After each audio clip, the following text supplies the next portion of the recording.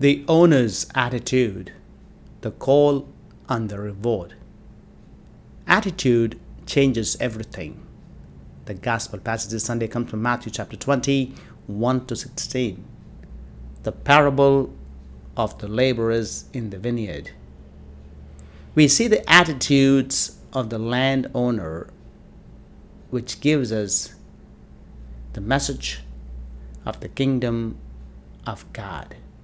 The parable teaches us about God's character and how we should approach our own calling and rewards in life.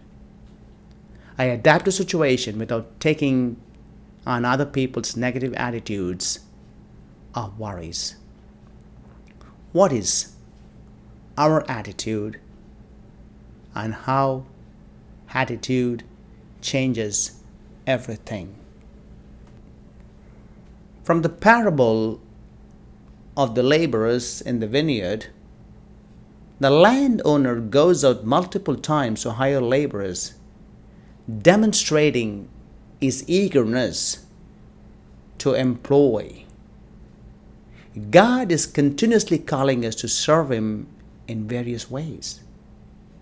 Therefore, we see in the church a lot of volunteers, a lot of people who continue to build the kingdom of God. Some are called to married life, some are called to religious life, and some are called to go to mission. They respond to God's calling and serve in various ways: teaching, preaching, communicating, hospital setup, prison, the home for the poor, working for the refugees, peacemakers. So many ways God's call has been answered. As Christians, are we open and responsive to God's call, recognizing the opportunity to work in His vineyard?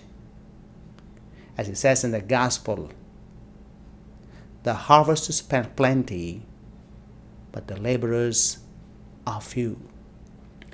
Equitable compensation. All workers receive the same wage regardless of hours worked. The landowner demonstrates fairness and generosity in his compensation. But in the world today, we may say, oh, it is unfair. I worked all through the day. Hot sun. But how come somebody just worked for an hour gets the pay? We need to understand the mentality, the attitude of the landowner is driven towards the salvation. The salvation is for all. It is not measured in the worldly standard. He demonstrates his fairness and generosity in his compensation. He comes with love and mercy. God rewards us not based on the duration of His service, but His grace and righteousness. His kingdom is of love and mercy. It's not a transaction. It is not hourly based job. It is grace that comes from generosity. The owner's response of complaint. The early workers complain about the equal pay, but the landowner addresses them with patience. God deals with our doubts and complaints with compassion. Sometimes complaint can be a killer. When we encounter difficulties or doubts in our calling, we can trust that God will listen and respond with love. We know great saints, great missionaries, they had doubts, they had difficulties, but what kept them going was the trust that God will listen and respond to them with love.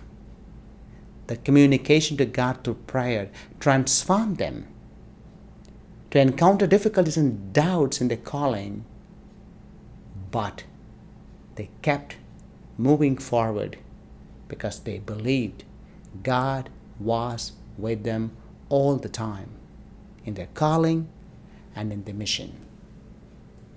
God's perspective often challenges the world's understanding of status and hierarchy. God's sovereign generosity. The landowner asserts his right to be generous with his own wealth. It's his decision to give what he wants.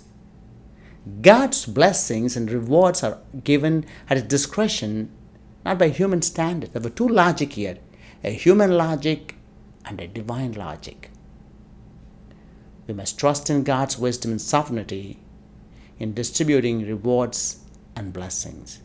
It is not comparison, it's not complaining, but rather it is the God's wisdom and sovereignty that we are grateful to God, and whatever God has given us, we are called to distribute those rewards and blessings to our own community.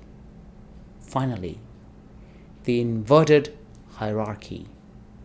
Jesus concludes by saying, so the last will be first and the first last. God's perspective often challenges the world's understanding of status and hierarchy. It's an inverted hierarchy. We all, as a faithful, should embrace humility and servitude, understanding that greatness in God's kingdom comes from serving others. God challenges the world's understanding of status, hierarchy, and service. Let's draw a few reflections from this parable of the landowner in the vineyard. Let's recognize that our rewards are a result of God's grace, not our efforts. The landowner's attitudes in the parable illustrate God's character. We're all called to respond to God's call with eagerness and humility. Let's recognize that our rewards are a result of God's grace, not our own efforts.